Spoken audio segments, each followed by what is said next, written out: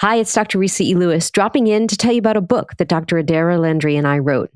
It's called Microskills, Small Actions, Big Impact. It's a business self-help book coming in 2024 by HarperCollins. Pre-order now, Microskills, Small Actions, Big Impact, wherever you buy your books.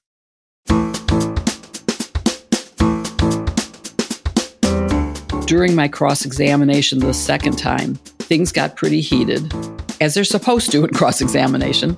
And Judge Sirica intervened saying, "Now, Mr. Mardian, don't you know you can never win an argument with a lady?" And that really interfered with my trial strategy, which was to show Mardian as a hothead. And we knew if he yelled at me, it would be much more impactful on the jury than if he yelled at Jim or Rick. Oh, a man fighting with a man, who cares? We also didn't know if he would actually yell at me because there was a thing called male chauvinism at the time, that he might control himself because I was a lady and that he might not yell. It was easy to get him to yell and to show who he really was. And that definitely hurt him in front of the jury, no question. This is the Visible Voices podcast. I'm your host, Dr. Resa Lewis. In today's episode, I speak with Jill Wine-Banks. Jill is an author, a lawyer, a legal analyst, a podcaster, a visible voice, an octogenarian, yes, I want to use that word, and so much more. We focus on Jill's book. The title of the book is The Watergate Girl, My Fight for Truth and Justice Against a Criminal President. Now, in this case, the criminal president is Richard Nixon. Jill is a co-host of two podcasts, #Sisters-in-Law with three other MSNBC contributors, and one called iGen, standing for Intergenerational Politics, with Victor Shi. Jill began her acclaimed career as the first woman to serve as an organized crime prosecutor at the U.S. Department of Justice in Washington, D.C. Less than 5 years later, she was selected as one of 3 Assistant Watergate Special Prosecutors for the obstruction of justice trial against President Nixon's top aides. Known as the mini-skirted lawyer, she cross-examined President Nixon's secretary about the 18-and-a-half-minute gap in a key White House recording. And you're going to hear all sorts of details on this. So let's get to the conversation. Jill, thank you so much for joining me on the Visible Voices. It's a pleasure to be here. I look forward to our conversation. I've been having a few conversations with authors, and there are a lot of things I'd like to discuss with you today: your personal life, your professional life, and your book. Listeners who may not have been alive and are not particularly well schooled in Watergate and are not yet aware of your book, the title being The Watergate Girl, My Fight for Truth and Justice Against a Criminal President. Give us the 411, the information on this book. The book was a long time in the making. I was asked to write a book in 1976. I'm sure that's before most of your viewers were even alive. And I just said, I'm too busy. I have a full-time career. I don't have time to do this. I also felt I didn't have anything to add to the conversation. I felt like the press had done a very good job of covering it so that there was nothing to add.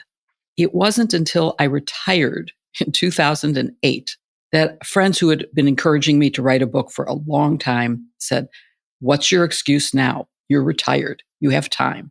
Well, it turned out I obviously failed at retirement, and I am back again working full time. But there was a few years where I felt I could at least start.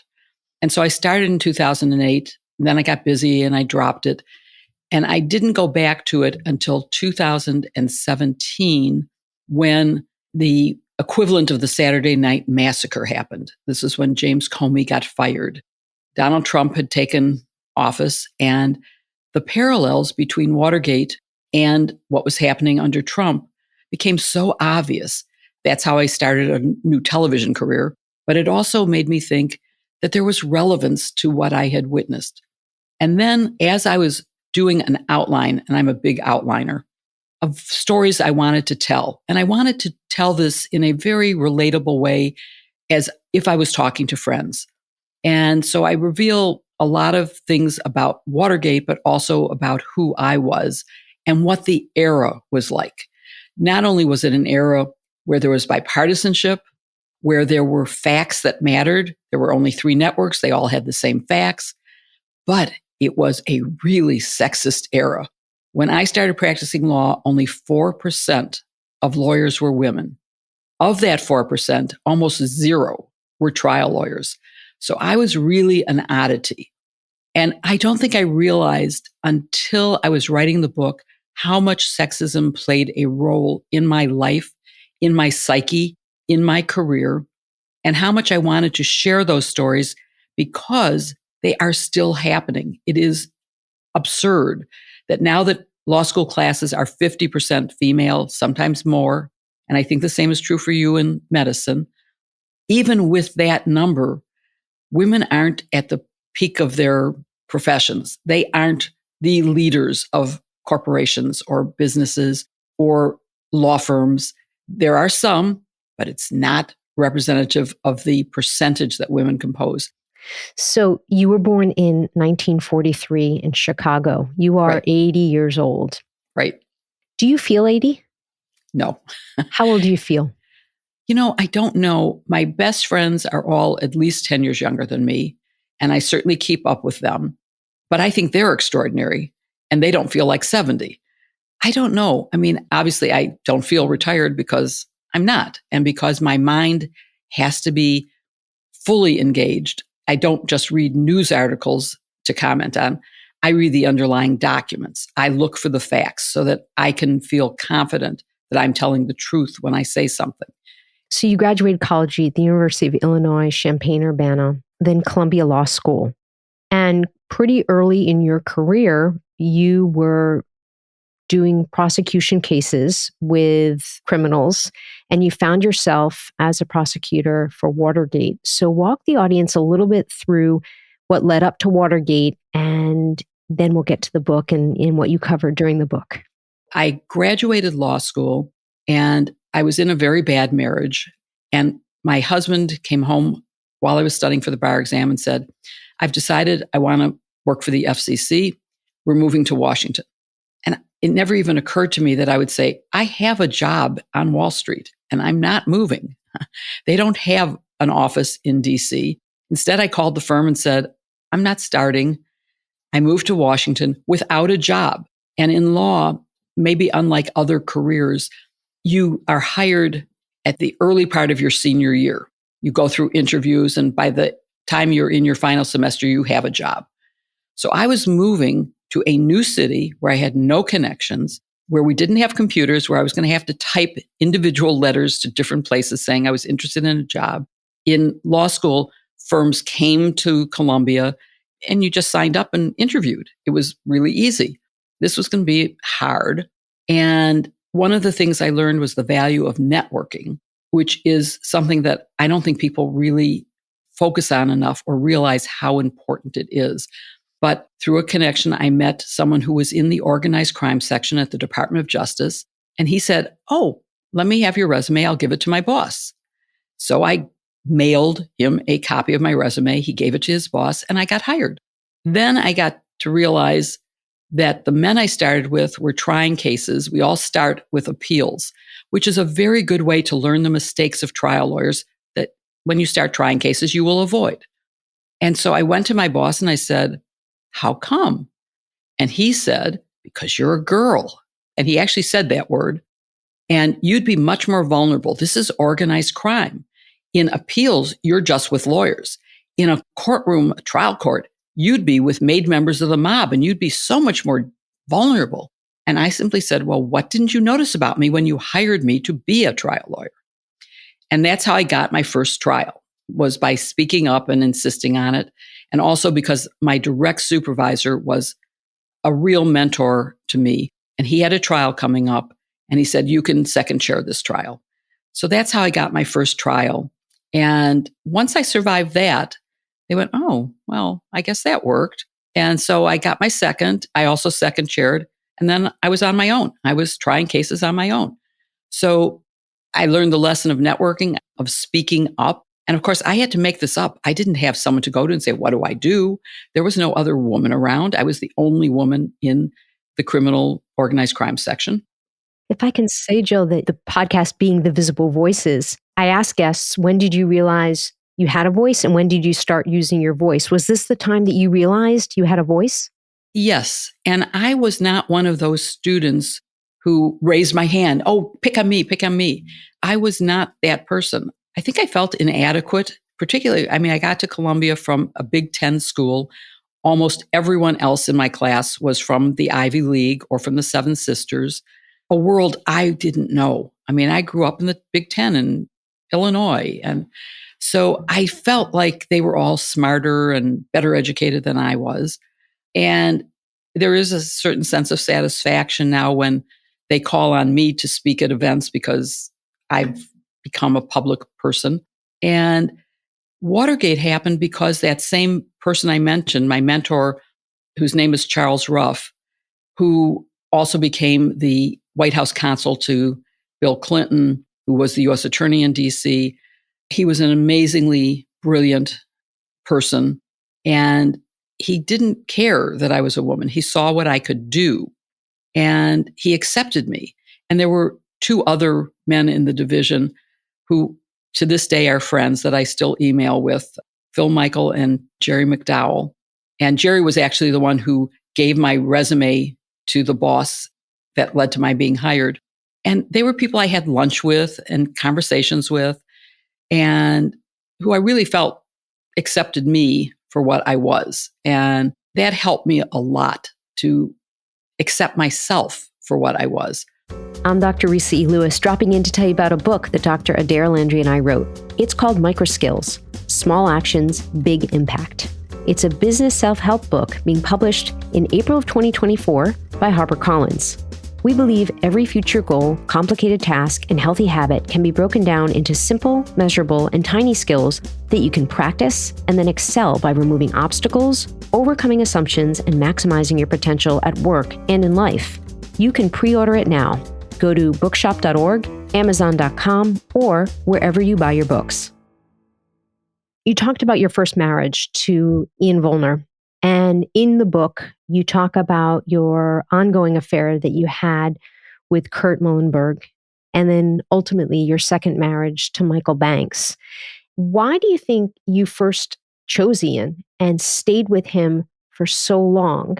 And I have a sense, again, generationally, culturally, all these things. But what do you see now as the long-term effects of having stayed in that relationship that maybe would not have affected you so long-term? Well, I think I've taken responsibility and have moved on. And I think there was one good thing, which was since I wasn't happy at home, I spent more time at the office and I worked harder. And I think that actually helped me be a better lawyer and to get better assignments because I was always willing to say, oh, you need someone to do that? I'll do it. So there was something good came out of it. My decision to talk about all this, and there's so many things in your question that I want to go back to, but my decision, believe me, many friends said, are you crazy? Why are you doing this? You should not. Don't. But I felt, first of all, in terms of telling a story, I had to be authentic. I had to be truthful, or it would not be the book that I really wanted to write. I also felt that there are many, many, many women who stay in bad marriages because, like me, during my generation, number one, divorce was not common. I got married in 1965. And I guess I had just turned 22. So I was very young. I had finished a year of law school. I was ahead of myself in terms of being in school. And I felt that maybe if I told the truth, other women would realize, one, it isn't their fault that the marriage is bad. Two, it isn't in their power to fix the marriage or their partner. And that unhappiness is not required. And that divorce is not a crime or a shame or embarrassing, that it is something that happens. And so I felt it was important to talk about that. And I also felt, in terms of the story, the public person that was me, the confident woman striding into court, was a fraud in a way, or that there were at least two of me. There was the me at home that took the abuse, never physical abuse, which reminds me, you said he was verbally abusive and psychologically abusive. In writing the book, my editor said, do not edit yourself. You write the truth. Let the lawyers decide what you can say, if it would be something that you could get sued over. And one of the only things that the lawyers asked me to change was the word verbally abusive. I did not use verbal abuse in the book, although I have a million examples of verbal abuse. For some reason, they said psychological abuse, emotional abuse, use those words. Now, I don't know why verbal abuse, when I could document specific things, oftentimes in front of friends who would vouch for the truth of it. But for some reason, I couldn't say verbally abusive, even though I had examples of verbal abuse. So it was interesting that you picked up on verbal abuse. And so I stayed because I felt I had to. It was just part of what, when you got married, you stuck with it. And because I came to believe, I finally went to a psychiatrist, which was the best thing I ever did for myself. And in our first session, he said, "This is not your fault. This is not your problem. Your husband is sick and he needs therapy." And I said, "Well, he says he's in therapy." And my doctor said, "If he was in therapy, he would be going 5 days a week for analysis. He's not in therapy. I don't believe that." And I said, "Well, you're just hearing my side of the story. And I'm a trial lawyer, so I'm persuasive." He said, "You could be Clarence Darrow, but I'm a very good doctor. And I'm telling you, this is not your fault." It took me 3 years to actually accept that, to confront it, to say to my husband, "I can't find any evidence that you're actually seeing a doctor, are you?" And he said, "I'm not." And I said, "Then we're done. As long as you were trying to get better, I was willing to stay. You're not doing it, and you're lying to me. So we're done. That's it." And that was the end of the marriage. He moved out of our bedroom that day. It took him months to find an apartment to move into, but we lived separate lives. And because I was general counsel of the Army, and because being a woman, the first and only woman there, it was hard enough as a woman. And wives play a very important role in generals' careers. And so I pretended I was still married. And so for all the social events, I'd say, "Oh, my husband's sick. Oh, my husband's working. Oh, my husband's out of town," until I felt I was established enough and accepted to say, "I'm separated and I'd like to bring someone else with me to these events and not go alone." But it took a while before I felt that people accepted me as the lawyer for the Army. Throughout the book, you describe what it was like and the work, and particularly one of the things that you are known for, which is Rosemary, you're questioning your interaction with Rosemary Woods and what was called the Rosemary Stretch. For listeners that aren't familiar, can you sort of summarize what that was and how that felt? Because even that in the courtroom, it was almost like everybody was like girl fight, watching these two women go at it. And there was almost this over and over again, because I've seen this in medicine, this liking watching women go at it verbally. Great question. And there is a book being worked on right now about Rosemary Woods. And it's a British author. And our conversations have been fascinating and have brought back so many memories. Quite remarkable. Let me start with how she became my witness, because there has been speculation. And Leon Jaworski, who was the second special prosecutor after the Saturday Night Massacre when Archie Cox got fired, he became the second. And in his book, he says he was the one who decided that I should cross-examine her because we were both women. He wasn't even there at the time. He came in later than this happened. So that's just wrong, incorrect. What happened was there were three of us who were the chief trial lawyers. Jim Neal, who was 10, 15 years older than Richard Benvenista and myself. And Richard's only a year older than I am. But he has an extra year of trial experience over that. So it's 2 years because he wasn't held back in the same way that I was. Jim had just started a law firm in Nashville, Tennessee, and had made a deal with Archie that he would stay until John Dean pled guilty, which happened the day before the Saturday Night Massacre on Friday. And so he flew back to Tennessee. And 3 days after the Saturday Night Massacre, Richard Nixon said, "Okay, I'm going to stop fighting you. I will give you the tapes." And then they said, "Oh, well, there's two missing." And Judge Sirica said, you're not taking this to the grand jury in secret. We're going to have a public hearing. The White House is going to call witnesses and you'll cross-examine them. And Rick, as I called him then, Richard, as he is now known, although I will slip, I can't, it's hard for me to say Richard instead of Rick. I love your friendship, by the way, as portrayed. It just seems great. It's still, we just had our 50th anniversary of the Saturday Night Massacre, and we have stayed really, really close friends.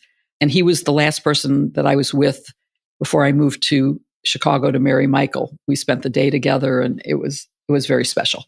Anyway, he was sort of in charge. He was the senior person, and I felt he was taking too many witnesses. I had learned my lesson at the Department of Justice, so I said to him, out into the hallway, I want to talk to you. You're taking too many witnesses. I'm going to take the next witness the White House calls, and then we're going to share equally. And so he said, okay. The next witness called was Rosemary Woods. That's how she became my witness. That was in the first tapes hearing about the 2 missing tapes. It was around Halloween. And then the day before Thanksgiving, the White House called us back to court and said, oh, there's a third tape with a problem. It has an 18.5-minute gap.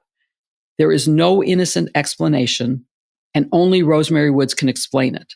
Since she was my witness the first time, it never occurred to me that she wouldn't be my witness the second time, now that she was a really significant witness, now that she was accused of a crime.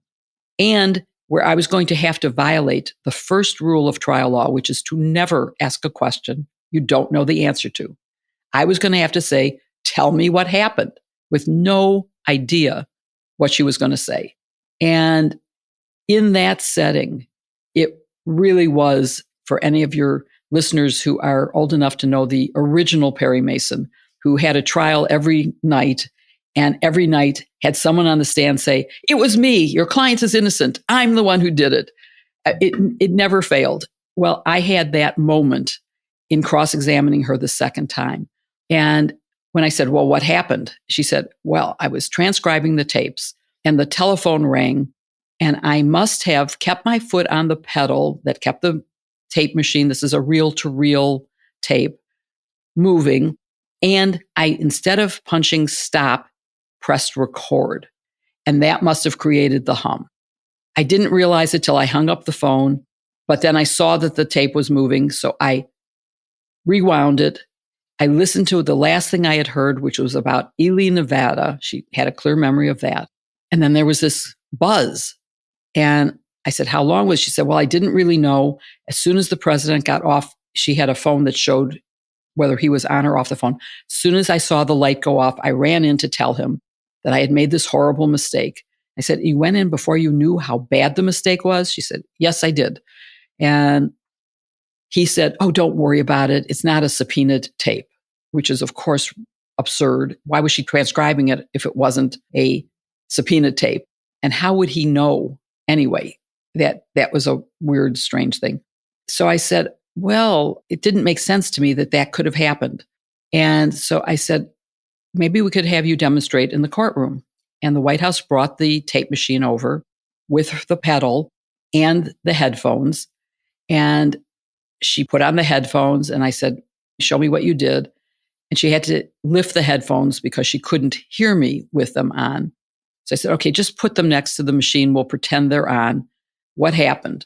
She said, well, the phone rang, and she very delicately pointed to the headphones next to the tape machine, which is on the ledge of a witness box, which is small and delicate, barely moved, and her foot came off the pedal.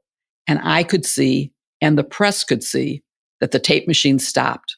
So that was my Perry Mason moment. I said, and the machine isn't moving. You're not erasing anything. She said, well, it was different in my office. I did it there. I said, well, Your Honor, maybe we should adjourn to her office. Never expecting that would be granted. And he said, I think that's a good idea. And the White House didn't object. And her lawyers, by that point, she had to have her own lawyer, didn't object. So I was adjacent to the Oval Office in the White House. And we weren't allowed to bring a photographer. We had the White House photographer taking pictures. And the pictures there is one in my book where you can see where she's showing that she physically could reach the phone. She couldn't have done it for 18 and a half minutes. She couldn't have done it for 4 minutes. It would have been the most natural thing to take her foot off the pedal and to roll her chair to the telephone. And so, she was clearly not telling the truth. There was no way that it happened. The picture of her stretch, the Rosemary Stretch, became fodder for cartoons. It was the front page of every newspaper the next day. It was the front page of every news magazine that week. And as a result of that, her friends, and she probably, thought I was mean and evil, that I had embarrassed her. I didn't embarrass her. I only asked questions. Her answers embarrassed her.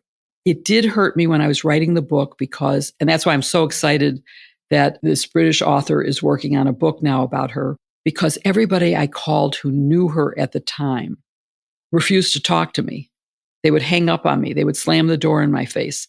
Bob Woodward told me to stop calling. It's too easy to hang up on. You have to knock on their door. It's harder for them to slam the door. And I got the door slammed in my face. So I wanted to portray her as her friends knew her. I wanted that kind of personal thing because she really was significant in my life and my career. And I clearly was in her career and her life, even though we only were together for a few hours over the course of a few days. And so I was unable to do that for the most part. It was very clear that this blew up in history and the media, et cetera. There was this misogynistic, sexist component. She was the fall person for the president, and her loyalty and what she was willing to do to protect, it just sort of hits you. Yeah. It's not clear to me whether she actually believed this or whether she just was falling on her sword for the man she had served so loyally. And there's a whole lot of analysis that I could go into in that. But one of the things you said earlier, during my cross-examination the second time, things got pretty heated, as they're supposed to in cross-examination. And Judge Sirica intervened saying, "Now, ladies, we have enough problem in the courtroom without two women fighting." Oh my God, talk about your blood draining from your face and you just stand there and it's the judge. You cannot talk back. But man, did that hurt. And he did it again during the trial when I was cross-examining one of the defendants. And he said, "Now, Mr. Mardian, don't you know you can never win an argument with a lady?" And man, that really interfered with my trial strategy, which was to show Mardian as a hothead. And we knew if he yelled at me, it would be much more impactful on the jury than if he yelled at Jim or Rick. Oh, man fighting with a man, who cares?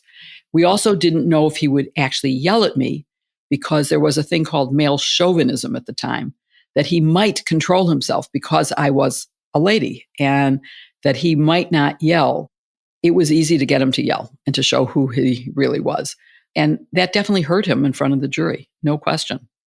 You speak on your podcasts about comparisons of Watergate, Nixon to now Trump. And I'd like to read a paragraph from your epilogue to really bring the listeners up to this comparison and have you riff on, is Trump truly worse than Nixon and why exactly are things different right now? As I write this, more than 4 decades after Watergate, I see history repeating itself with the presidency of Donald Trump. Like Nixon, Trump is corrupt, amoral, vindictive, paranoid, ruthless, and narcissistic. The election of both men involved scandalous cover-ups. Twitter called the criminal investigation of President Trump by special counsel Robert Mueller #Watergate with Russian dressing. The hashtag couldn't be more apt. Now as then, there's a sense that our country is spinning toward chaos, that our democratic institutions might not survive. Today, the peril is worse than in the 1970s because Trump is more dangerous than Nixon. In the end, Nixon did comply with the Supreme Court, the order to turn over the tapes, while there was widespread fears that Trump will not respect the rule of law. Trump's stonewalling surpasses Nixon's, and he challenges Congress's oversight role, so essential to our constitutional framework of checks and balances, in unparalleled ways. Moreover, Trump has set the stage for continued foreign meddling by his refusal to acknowledge or penalize Russia's interference in the 2016 presidential election. And on the factual record available as of this writing, he appears to have committed impeachable offenses in his request that President Zelensky of Ukraine do us a favor, though, by announcing an investigation of former Vice President Joe Biden and his son before U.S. military aid would be released, and so on. Wow. It's amazing to hear those words because they are still true. And I have to say, there is no mention of Donald Trump until the epilogue, and that I was writing the epilogue while the rest of the book was at the printer.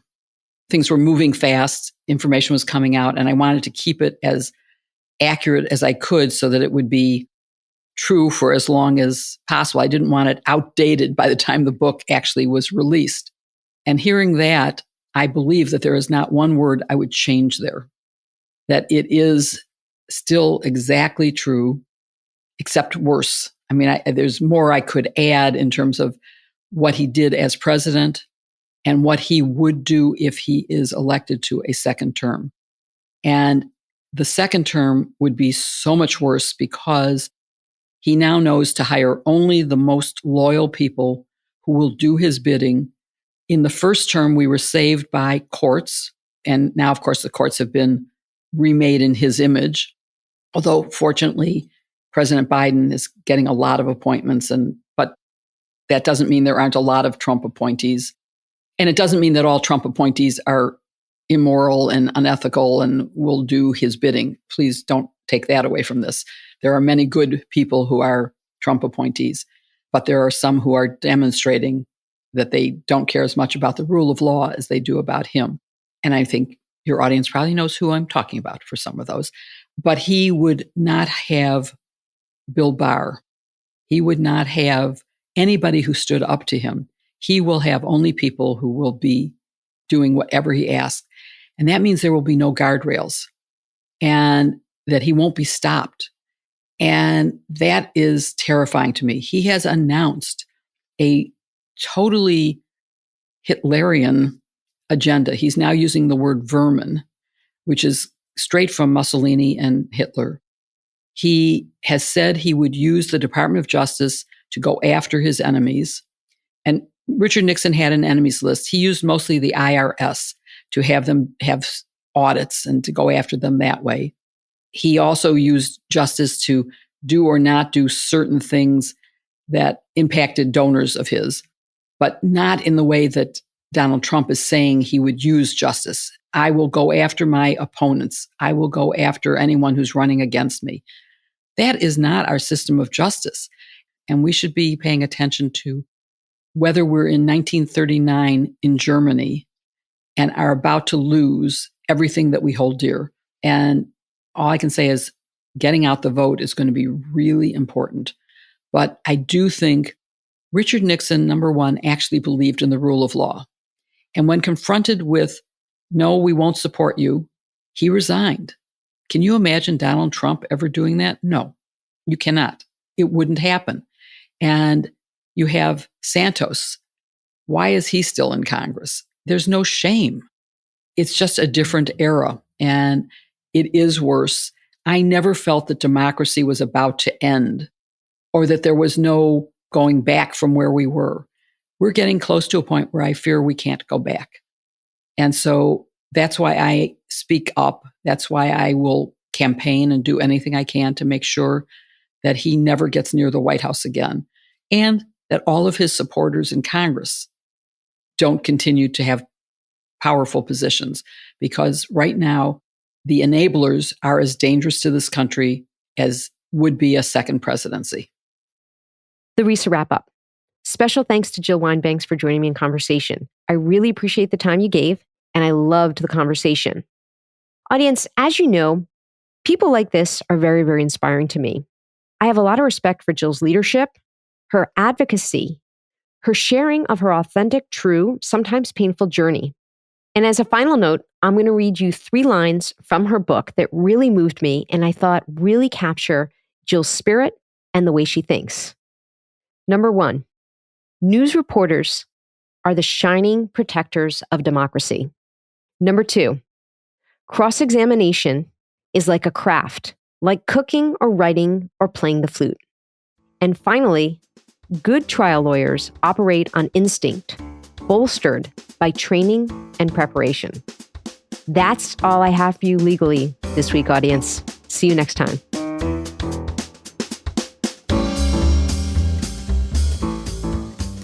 The Visible Voices podcast amplifies voices both known and unknown, discussing topics of healthcare, equity, and current trends. We are a production of the People's Media Network. Our team includes Dr. Giuliano DePortu and me, Dr. Resa E. Lewis. Please find me on social media at Resa E. Lewis and through the website, thevisiblevoicespodcast.com. If you like the podcast, please rate and review us. Share the podcast with a friend today. Thank you so much for listening, and as always, to be continued.